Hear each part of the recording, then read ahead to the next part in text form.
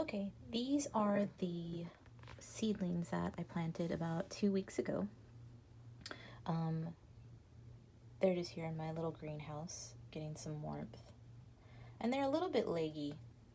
So they're kind of getting long because they're trying to reach for the light source, which is a little bit out of kind of high for them. See if you can see those little lights up there. So what we can do is now that we don't have to cover them anymore, they kind of push the top off. Since they are getting a little long, we're going to take one of them, and we're going to take all of them actually, and see how long that is. We're going to try to put it in a bigger pot.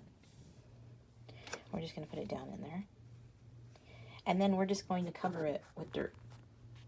So I'm going to take some dirt here. Cover that. And you can keep those little, like if you had more than one sprout, you can keep that.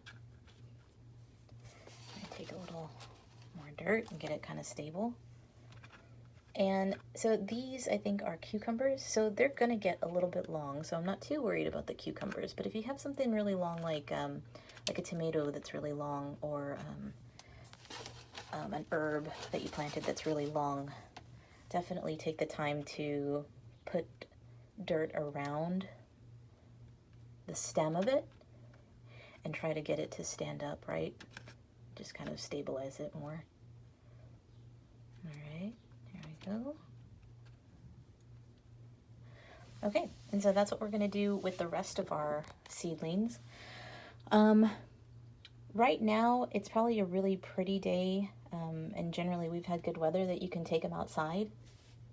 But just remember that you need to make sure that you don't leave them outside in the sun too long at first. So I would start maybe about an hour each day and increase the hour every day that you put them out. So that way they get used to the intensity of the sun, possibly the heat that we might be experiencing, or rain or wind or anything like that. You just want to, it's called hardening, and we just want to get the seedlings used to being outside. So that way when you transplant them from these pots, that way when you transplant them, they won't go into shock when they finally get into the ground, which we see sometimes when we put transplants in the ground.